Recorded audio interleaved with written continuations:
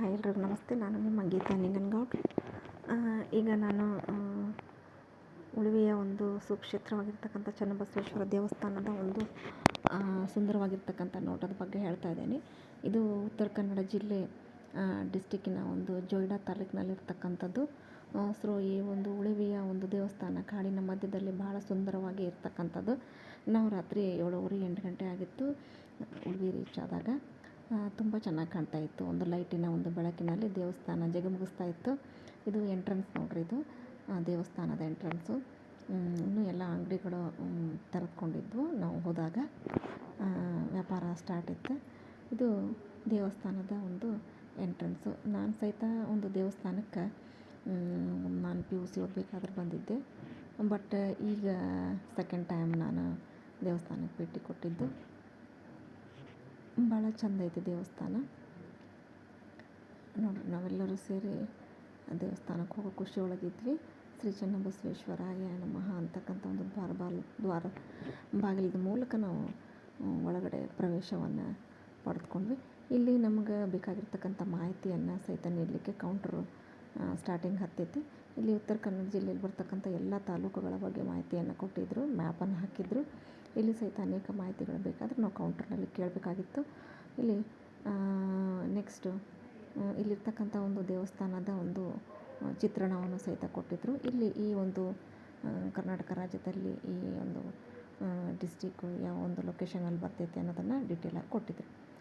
ಈ ರೀತಿ ನೋಡ್ರಿ, ದೇವಸ್ಥಾನದ ವಿಹಂಗಮ ನೋಟವನ್ನು ನಾವು ಮೇಲಿಂದ ನೋಡ್ಬೋದು.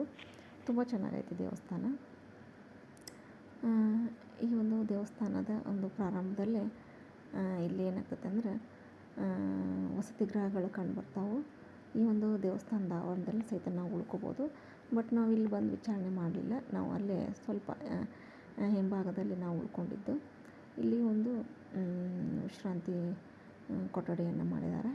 ನೆಕ್ಸ್ಟು ಇಲ್ಲಿ ಊಟದ ವ್ಯವಸ್ಥೆ ತುಂಬ ಚೆನ್ನಾಗೈತಿ. ಇಲ್ಲಿ ಊಟದ ಹಾಲಿಗೆ ಹೋಗ್ತಕ್ಕಂಥದ್ದು ರೋಡ್ ಇದು.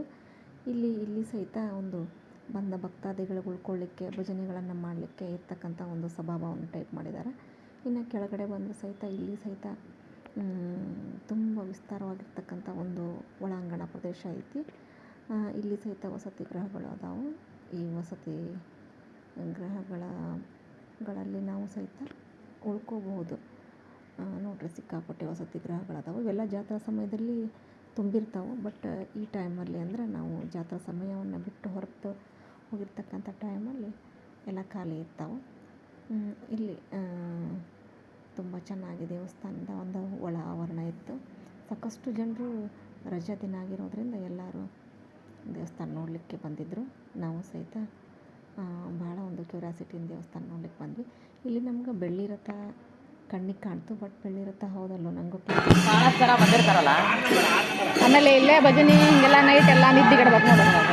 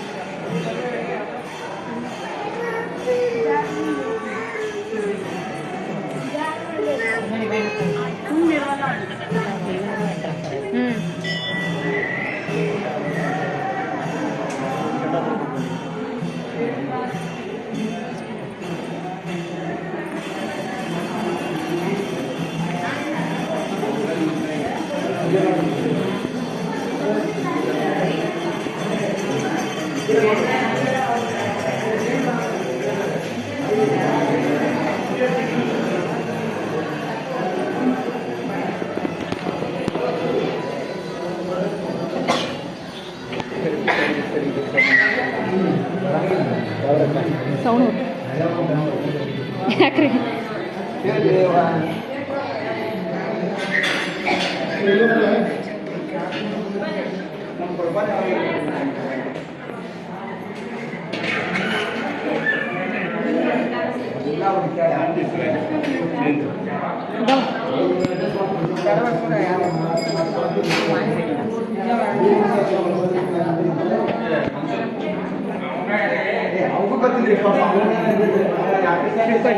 ಇದನ್ನ ಹಿಡ್ಕೊಳ್ಳಿ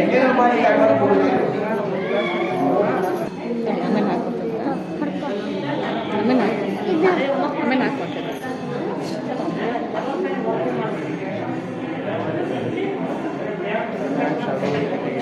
ಕಟ್ಟಿಗೆನೇ ಐತಲ್ಲ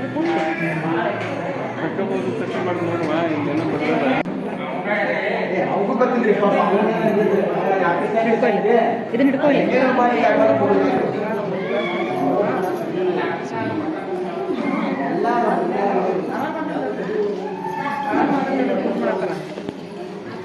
ಮಾಡಲಿಕ್ಕೆ ಅಲೋ ಕೊಡದೇ ಇರೋದ್ರಿಂದ ನಾನು